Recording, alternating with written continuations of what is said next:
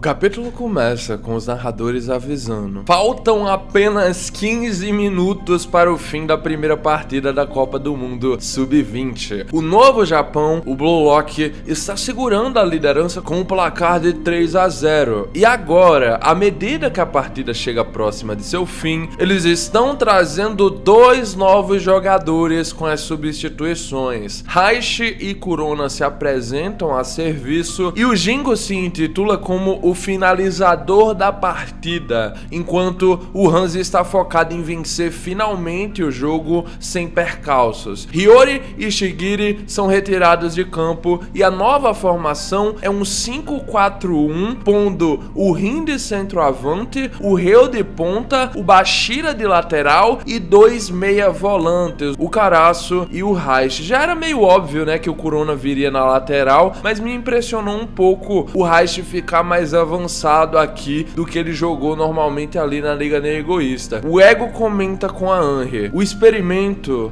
acabou. Ela fala que faltam apenas 15 minutos e ele provavelmente disse isso se referindo às variações que eles podem testar durante o segundo tempo. Para assegurar o resultado é que ele deve ter feito essas trocas e os objetivos do Kurona e do Heishi claramente são evitar que o time tome gols a todo custo. Esse é o pedido do Ego: mantenha o placar deles no 0. O jogo recomeça e vamos então para um flashback. 44 dias atrás, após receber a carta do Ego, o próprio Ego de Yoshi foi transformado. Vimos então a sequência de ações dele, assistindo os DVDs que o Jinpachi tinha lhe mandado, anotando o que ele havia observado, viajando pela Europa e assistindo às partidas profissionais. Com o treino especial que o Ego me deu, quanto mais eu aprendia sobre o futebol mundial, mais meus valores eram revisados e mais eles se expandiam. E Sagi pensou assistindo um gol de alguém que parecia muito ser o Salah. Futebol é muito divertido e fascinante. Eu mal posso esperar para voltar para casa e testar esse novo eu. Crianças torcedoras estavam ali ao seu lado na arquibancada e ele ouviu com atenção a discussão delas. É isso, eu vou me tornar jogador de futebol. A outra disse: eu também, eu vou ganhar um balão de ouro. Não,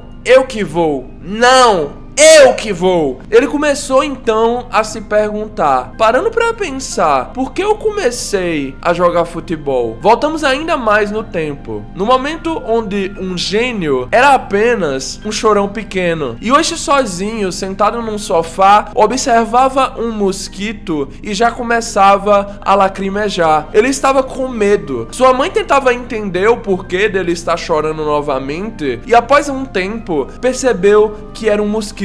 Ela o matou com suas mãos e acalmou a criança. O seu pai se perguntava: e hoje se assusta com tudo, hein? Até mesmo com as gotas da chuva, ele chora. O que é que nós vamos fazer com ele?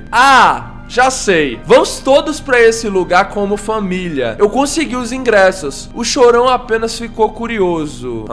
Pra onde? Pro estádio de futebol. Vimos a família chegando enquanto o jogo começava e mesmo sendo um lugar totalmente novo pra si, Little Yoshi, diferentemente do que seus pais esperavam, estava calmo. A mãe perguntou se ele estava bem e pediu pra ele avisá-los se ficasse assustado. Mas como o próprio pai havia notado, não tinha problemas. Ele estava concentrado naquele ambiente. Tantas pessoas, tanto entusiasmo, dois times com 11 jogadores perseguindo uma bola e marcando gols. Um dos jogadores finalizou e estufou as redes. Nesse momento, eu senti como se meu cérebro tivesse despertado.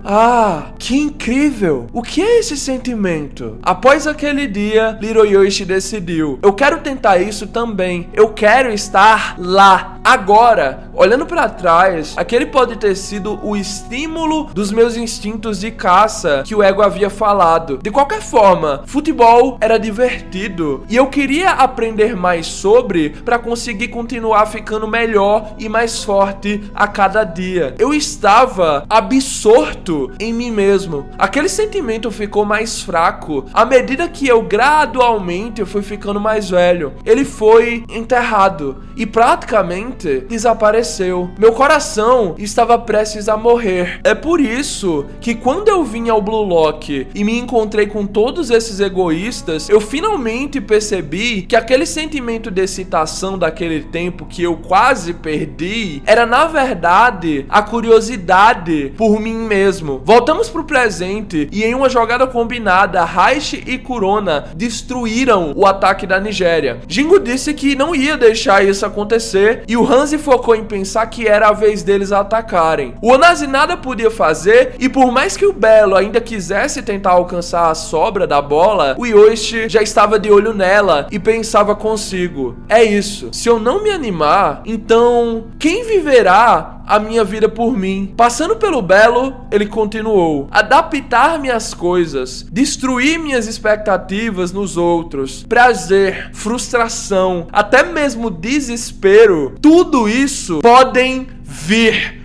Deem estímulos ao meu futebol. Eu quero viver nesse campo de batalha para encontrar o novo eu. Partindo para o ataque, Isagi, convicto de si e de seu ego original, decidia mudar. Título do capítulo 323, gente: Esperança em plena luz do dia. O capítulo acaba dessa forma. E olha, tem poucos detalhes a serem realmente tão comentados nesse capítulo. Acho que a entrada do Raishi de uma forma mais avançada foi algo, sim, curioso, né? Eu não esperava o Raishi. Mesmo se o Raishi viesse a entrar no Japão, eu sempre imaginei que ele fosse ficar ao lado do Karasu, fazendo o papel de volantes, né? Quando o time precisasse se fechar mais, o Raishi seria um jogador ideal de se colocar em campo, mas eu realmente não esperava nem ele nem o Kurona entrando. Eu tava na expectativa de que jogadores com mais nome dentro da fandom pudessem acabar entrando primeiro, mas não, né? O Shido e o Barou estão sendo guardados às 7 chaves. Eu acho que realmente o que daria pra comentar muito em cima é sobre esse passado do Yoshi, mas isso só seria interessante se a obra tivesse pelo menos vontade de focar, né, no flashback do Yoshi. Cara, esse flashback foi tão cortado comparado ao que tem na novel, tá bom? Tipo assim, resumiram muita coisa, só pra vocês que acompanham o mangá ter alguns detalhezinhos da infância do Yoshi. Pô, a infância dele foi boa, os pais dele criaram ele muito bem, ele nasceu e cresceu numa família maravilhosa. Isso aí dá pra se pegar, né? A partir desse flashback, sem sombra de dúvidas. A parte de como ele desenvolveu carinho pelo futebol, talvez dê também pra se pegar um pouco, mas ainda assim, comparando-se a essa trama aqui no mangá, a adaptação dela pra o mangá e ela originalmente na novel, velho, você rapidamente chega à conclusão: cortaram muita coisa, tá bom? Não tem a mesma profundidade os dois textos, ok? Eu realmente acho que seria legal se vocês fossem ir ver a novel. Se vocês estiverem com preguiça de ver a novel, ok, eu trago aqui no canal, vou deixar completinho, vou trazer no formato de áudio, tá bom? Que você bota pra ouvir enquanto você estiver lavando a louça, ajudando seus pais em casa, talvez lavando roupa, sei lá, fazendo alguma coisa de útil, tá bom? Não precisa nem ficar parado, deitado assistindo o vídeo. Eu vou trazer no formato de áudio, lendo a novel pra vocês, vou trazer o capítulo primário do Isagi completo, e aí nós seguimos nas próximas semanas trazendo um capítulo.